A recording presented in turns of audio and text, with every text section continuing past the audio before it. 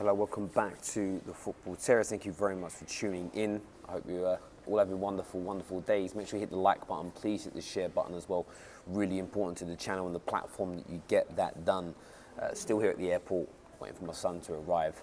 It's been a long day because there's a first flight over in the morning and the flight to return is in the evening.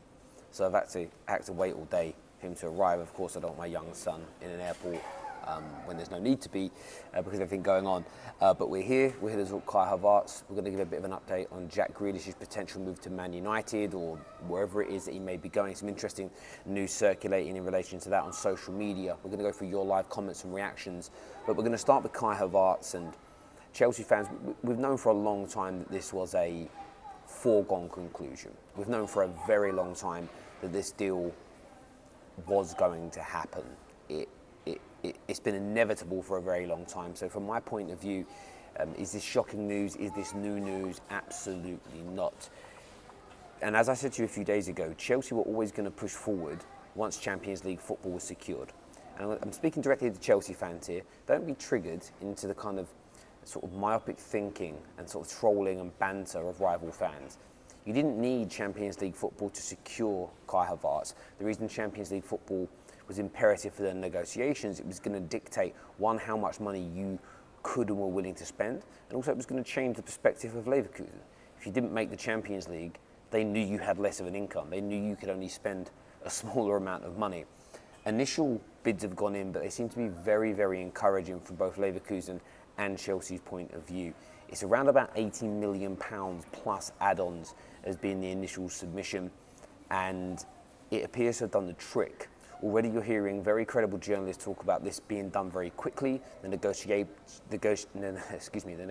are happening with great speed, and that we could be hours, if not, we could be days, if not hours away from coming to a conclusion on this. Chelsea have been praised massively in the last couple of weeks for getting their business done very, very quickly, for going in with the offers that are required.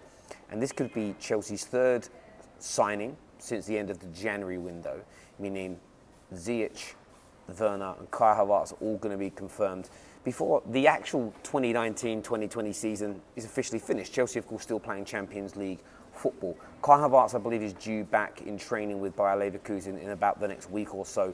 I very much doubt it's going to happen.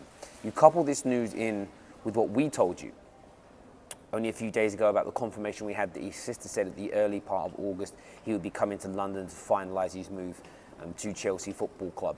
For me, I've never been more sure about a deal in my life. And look, I'm a YouTuber. I'm here to give commentary on what the media, generally speaking, is telling us. But on this one, it's always felt right. It's always felt like it's going to happen. There's a story here that says Chelsea press, reading this afternoon, it says Chelsea press ahead with Kai Havertz's pursuit after securing Champions League football. It says Chelsea have stepped up their pursuit of Kai Havertz after securing Champions League football. Blah, blah, blah, blah, blah. It says Havertz has indicated he wants to move to Stamford Bridge, and Frank Lampard hopes the deal can be reached for around £70 million, so around €80 million plus add-ons. It says the 21-year-old is due to play for Leverkusen in the Europa League next month, but Chelsea wants to secure the agreement, which means he misses the climax of the competition, so he has more time to settle in West London and prepare for the new season. And that couples in massively with what Kai Havertz's sister said about him moving to London and getting that done. There's also an element of me as a Man United fan that's excited about that, because if we end up against Bayer Leverkusen in the Europa League, they're going to be a much easier team to beat without Havertz than with him. So I think that's very, very positive. No, I'm not at Gatwick, I'm at Dublin Airport. I'm over here now. So that's kind of an update in relation to him. It's going ahead. It's going to happen. The initial bid that's gone in today, as I say, with around 70 to 80 million pounds plus add-ons, appears to have almost hit the nail on the head. It's the finer details are now going to be tuned out, what the add-ons exactly look like, and that's always really important to clubs. You need to get the add-ons for both teams. You've got to get the add-ons right. You know, for Chelsea, you want them to be as obscure and as difficult to achieve as possible. From Leverkusen's point of view, they need to be as attainable as possible, because you want to be able to get those money. So for me, they want to say, Champions League qualification again next year, reaching quarterfinals or semi-finals of Champions League competitions, finishing within the top 2, top 3 within the Premier League could be another one. And then you would look for some individuals, so certain player awards being one, certain amount of goals, certain amount of assists, All these things will be pushed forward in relation to that. Let's go through some of your comments, actually, and then we'll move on to some of the other news that's coming through. I love, Jesus, so many comments through. Is Sancho coming? Well, we spoke Sancho a little bit earlier on today. I'm pretty sure about that deal moving ahead. There's reports that United have submitted an initial bid that's been pushed back. There's believed to be about a £20 million differential in valuation from what Dortmund want to what United are prepared to pay. That middle ground is still about 90 to 95 million, which is within the ballpark that I've said all along will end up being paid. I do get the sense and I do get the feeling that United are going to move quickly with this deal as well. Jadon Sancho is due back in training Thursday with Borussia Dortmund. If he arrives, then we might be looking at a deal that could protrude and could take a little bit longer than we want it to. If he doesn't arrive at training, United could be in the money. And for me, I'm going to say this now as a Man United fan, I almost want Jadon Sancho to start kicking up a bit of a fuss now. I almost want Jadon Sancho to start being a bit of a thorn in the side of Borussia Dortmund. That will really help Manchester United. On Jack Grealish is a real interesting one. So before we go any further, please hit that like and share button. It's really important to us as a channel that you do that. Please smash that right now. If you do want to become an official member, I'll do it right now. I'm just going to share the link to become an official member in the live chat. You can click on that. You can sign up to become an official Football Terrace member. I think we had 10 new sign-ups today, which is amazing. So thank you. The Jack Grealish situation is an interesting one because I believe the manager, I just thought his name was Dean Smith, has come out and said within the next month, the future of Jack Grealish will be sorted out, which tells you a couple of things. The player is definitely looking to leave, but Villa are looking to put a deadline on that. They're going to set an amount of money, which I believe to be around £65 million. It was always going to cost more money if they stayed in the Premier League than if they got relegated.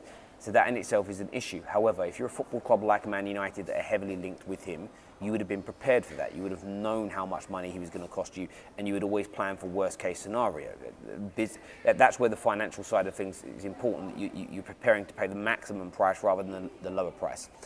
I've read a couple of reports today and had some conversations with a couple of journalists via DMs. They believe that Man United and Jack Grealish already have a deal in hand. They believe it's almost a formality between the two football clubs. It's just a case of ironing out and sorting out the exact breakdown of the financials, the payment structure around deals. So there are many reports that he's already found a home in Cheshire, that the move to Man United is definitely going to happen. That is now being coupled in with a comment from Ollie that's come out in the last couple of days where he said that the next time Man United go to recruit, he says we're looking to secure creativity and goals. And you look at Jadon Sancho, who, most open play goals creation, most open play goal creating action in Europe, and then Jack Grealish, who's got the third most open play shot creation in Europe. There's huge amounts of creativity there. There's huge amount of talent there. That's what Man United have lacked so much, and that just gives that for me, them two as a collective coming in, it just makes Man United's attack, stroke midfield, stroke wide areas stacked. And then it's about going and focusing on other areas for me. So I'm quite intrigued by it. I'm quite intrigued by the news. There's another comment here that says Man United were eyeing a £65 million deal for Jack Grealish in February. Aston Villa can command a larger fee now, but they will not want to kill the goodwill between themselves and Jack Grealish. And that's also an interesting element of this story. What we also have to sometimes take into consideration when it comes to deals is clubs have respect for their players, and sorry about that. I don't know if that was making a noise rubbing against my jacket. If it was, I apologise. Let me I'll just hold it there. It's a little bit easier. There's often clubs don't want to damage goodwill. They don't want to damage relationships. They respect what players have done for them. It's a bit like Man United when we let Gerard Piqué go. Now, Gerard Piqué never did as much for Man United as Jack Grealish had done for Aston Villa, but there was this element where Man United and Fergie said, okay, we know how much you want to move, we know how much you want to go back home, so they granted the move away for Gerard Piqué. This happens quite a bit, in my opinion. This happens quite regularly, in my opinion, whereby you're in a situation where Jack Grealish gets on very, very well with Aston Villa. There's a brilliant relationship. They know that he wants to move on to pastures new. With all due respect, I know I've seen a few comments from sort of the Paul Mersons and this kind of thing, sort of talking about like he might want to stay now and play for his boyhood club. I don't think it's very, very rare. It's as rare as rocking horse poo that a player with that much ability will stay at a club at Villa's standard. Jack Grealish is never going to achieve anything there. I think, he could move to Man United and become a Champions League player. He could move to Man United and be part of this revolution. And it isn't just United. He could play for anyone in the top six. He could get into the first team, or at least onto the bench as one of the most regular. Is one of the first team sort of rotation players at every single top six team. He is that talented, and I think he's at an age now where if he doesn't move now, if he signs a new deal and spends another 2 or 3 years at Villa, it may end up being a waste of his career. It really is, and Man United have got a massive chance of winning a trophy this year. If we continue to recruit the way we've done and progress in the direction that we're moving in, we've got a massive chance of trophies every single season. And I think our rivals know that. And if you add Sancho, you add Grealish to that mix, so as I say, suddenly our strength in depth becomes very, very different. Very, very different indeed. And people can say that he's overpriced. People can say he's overhyped. For me, he isn't. He's a very talented boy that now just needs a slightly better team wrapped around him. They really do. Of course, with both Man United and Chelsea, the front end of the pitch seems to be getting fixed very quickly, and then we move on and we start focusing on the back end of things, whether that's holding midfield players, whether that's new centre-backs, as an example, new goalies in Chelsea's case. There's going to be a lot going on, but not every deal is going to be done between now and when the new season begins on the 12th of September. But I do think we're going to see 2 or 3 big deals over the course of the next 2 to 3 weeks. Lord Zola, one of our members here, says, and I'm going to get your comment up in a sec because it's just disappeared in front of me. The comments are coming through so quickly; it's almost impossible for me to keep up with them right now. He said that Pope, Telefico, Rice would be nice. I mean, yeah, that's decent as well. And what you've got there with Pope and Rice, that's a really good suggestion for Chelsea. What you've got there in Pope and with Rice is some Premier League proven talent, and I do think that's something that Chelsea also need to focus on. If you look at Chelsea's teams sort of in the mid-2000s, which some will say are Chelsea's greatest ever teams in the Premier League, there was excellent players that were brought in from the continent, but you also went and bought sort of good, solid Premier League players. I mean, even prior to that, I think Frank Lampard came in before the Roman Abramovich evolution. Joe Cole as examples. But there is an element and a train of thought that you need to sometimes get that mixture right. And we know Declan Rice can ball in the Premier League. We know Nick Pope's a good goalkeeper in the Premier League. It isn't going to disrupt their family life too much, especially Rice. I mean, Rice came from your academy. It would be like he's coming home. So sometimes there's slight, and that's why another reason why it's sort of Premier League players can demand a higher premium than non-Premier League players. And a lot of people will call it an English bias or an English tax. It isn't. There's a lot of players now that are coming through the English academies who are actually of European birth, as an example. So you'll get, like a Paul Pogba, they'll demand the same kind of levels. They'll demand the same kind of levels of transfer fees if they're moving between Premier League clubs because they're Premier League proven. It's as simple and it's as straightforward as that. It really, really is. Let's do some more of these live comments here. Terry, what do you think of the Mirror report, Dean Henderson to Chelsea for 55 million? I don't think Man United are going to let that happen. I just don't think United are going to let him go at this point. It wouldn't make any sense. I think we're better off giving Dean Henderson a chance in a Man United shirt rather than just letting him go. I really do. ENT says Lovren has signed for Zenit. Will Liverpool be after a replacement or bring through a youth player? I think they'll be after a replacement, in my very humble opinion. And I think that Lovren's been a good servant to Liverpool. But again, these deals, like the Lovren deals today, don't take that as people getting business done quickly. That's a deal that's been done for weeks, months even. Probably was being done in lockdown, but obviously wasn't announced until the end of the season. And fair play to Lovren. He's gone and achieved some really good stuff with Liverpool, won some big trophies, delivered for them. And what you can't do is take that away from him in any way, shape or form. You really, really can't. Let's do a few more here. It says it looks like the English media have been briefed by Man United that there hasn't been a bid for Sancho, but the German media are very confident that there has. I believe it's very close. Next week it will break. Yeah, I think the Sancho deal is very, very close in the same way that the Kai Havertz news is as well. I would expect to see something in the next 12 to 24 hours from Fabrizio Romano. And who knows, it could be breakthrough. We could see a here we go. The deal is looking that tasty right now. And I think it would just be such a good message Man United and Chelsea could both qualify for the Champions League, and before the Europa League even begins, for us, we announce a deal where agreement has been made between Man United and Dortmund. Trust me, if you think you've seen salt before as a Man United fan, you wait till we announce, or if we announce Sancho, it will be absolutely peak. And do you know what will it also be nice and satisfying? I'm saying this to Chelsea and United fans collectively at the minute. It would mean that between our two clubs, the three biggest linked players to Liverpool from around December, January, February, March, Havertz, Werner, Jadon Sancho, have actually signed for us. And that's where the salt's coming from. Liverpool are the best team in the world right now, there is no doubt about it. But I do know that their fans are getting slightly concerned about not just the lack of potential signings, playing it down that we're not going to spend any money or not spend big money, but also players that have been linked with them that everybody was confident they were going to sign or be able to get. And Kai Havertz and Werner, especially with them, they're slowly moving away. So it's a real interesting one to see what's going to happen in that space. As you say, Lovren's leaving, Lallana has gone. Who's stepping into that position? That's the big one for me. Who's going to move into that position and take that mantle? Comments here says Sancho is not Liverpool quality. Well, you certainly link with him enough. You just only have to go back and do go to Google and do an advanced search and look at articles around the December, January, February time of Jadon Sancho to Liverpool. Lots of articles in Liverpool from Liverpool-based journalists. Lots of articles in Liverpool publications. Lots of articles on Liverpool fan sites.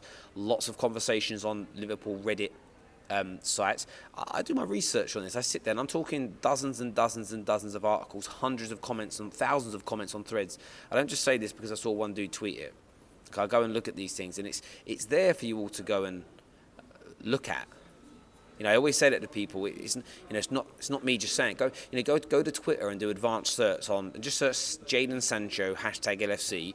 And search it for January 2020. See how many Liverpool fans are tweeting about it. Do the same thing for Werner, do the same thing for Kai Havertz, and you'll see that these things are there. So Liverpool are linked with them, fans are excited about it, and I'm asking the question, three of your most heavily linked signings to your club are now going to be going to rivals. How does that make? I know how I would feel. I would genuinely, I would genuinely feel my nose was put out. So, by the way, if Man United weren't linked with Sancho, and Chelsea were doing all this business, I'd be feeling pissed off right now. But it's only the fact that we're linked with real good players as well that I'm like, cool, Chelsea, do your thing. We're going to do ours. Max here says, love this guy. Even though he's a Man United fan, he still talks positive about other clubs. Listen, because I don't want to be biased. And, by the way, with Liverpool, if Liverpool go and pull out a couple of banging signings, Thiago being one of them, you'll see me praise them as well. This is never about throwing salt. Without throwing salt, it's always about being fair and just giving an honest opinion. I just saw a really weird comment. Sounds like without Twitter, you wouldn't know Jack. Yeah, partly because I'm not a journalist. I'm a YouTuber. What I do is I've created a digital forum for you. You're one of them, MMA News, to come and discuss all things football. And that's all we're here doing, is discussing the validity of these deals and giving our very humble opinions on them. So yeah, if there was no Twitter, if there was no news, if there was no newspapers, imagine this, if they got rid of all the news websites, all the newspapers, if you got rid of Twitter, if you got rid of Sky, if you got rid of all the television programs, I would know nothing. None of us would. Can you imagine?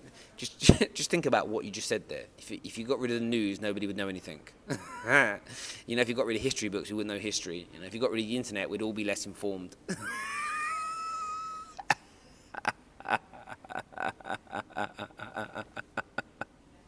Love it. Love it. Love it. Love it. I love reading these things. Is this a new 4-year project for Klopp at Liverpool next phase?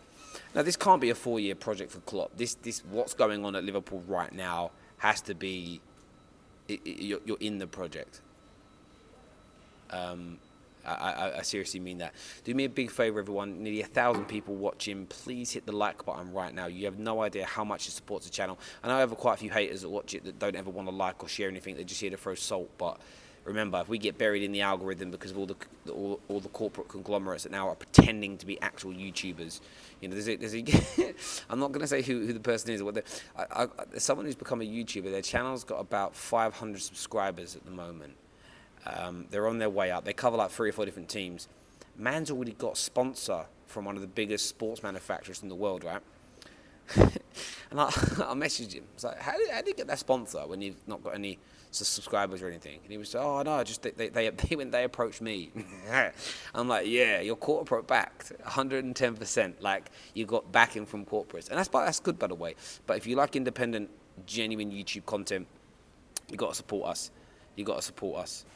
Let's do a few more of these comments here. Notice how Chelsea are signing Bundesliga players. They usually adjust well. Aubameyang, Pulisic, now Kaya and Werner. Yeah, I mean, it's horses for courses. Some do, some don't, I suppose. You had Shinji Kagawa didn't do well. But then Owen Hargreaves, until the knees went, was brilliant, absolutely. Good afternoon, Sherry. That's from Jeremy. Hello, it's one of my members, Jeremy. Hope you're well. Thoughts on Onana?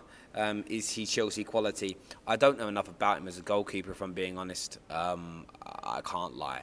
And I'm not at Gatwick Airport. I'm still at Dublin Airport waiting for my son to arrive. He's arriving about 5:30. I'm going to have a cup of tea in a minute and then wait for him to arrive. But there's only one flight in and one flight out of Dublin today because the flights aren't back to normal.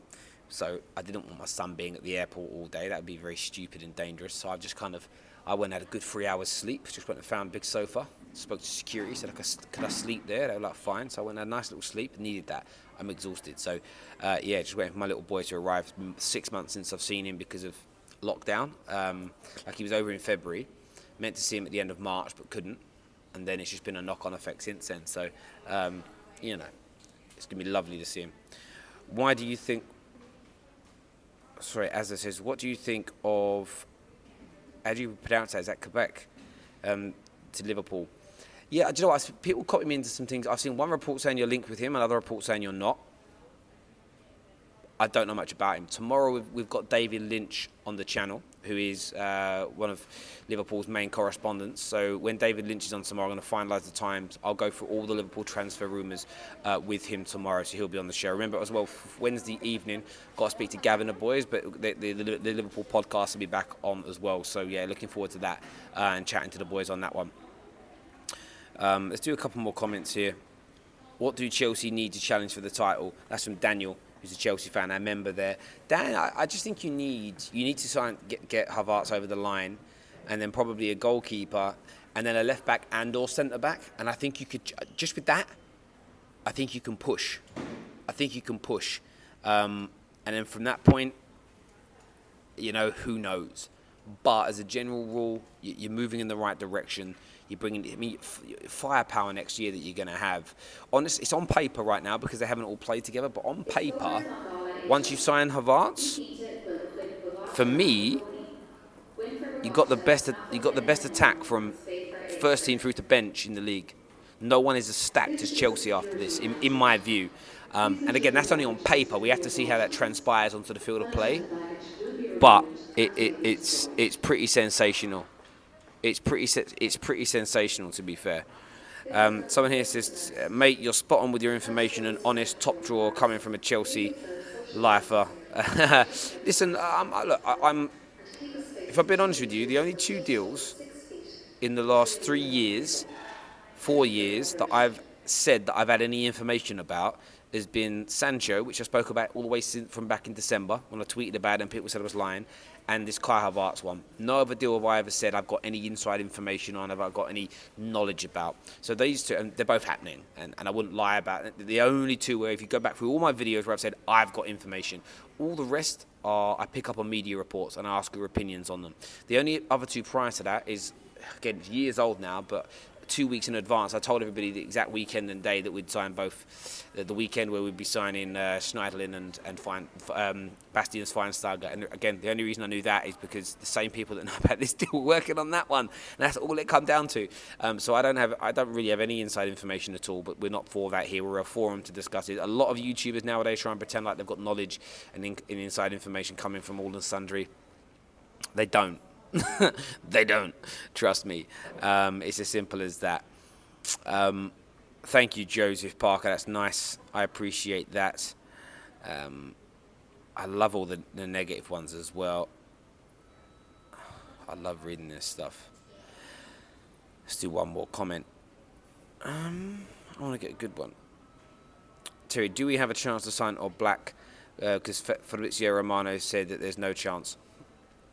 Signing Can All Black is very difficult.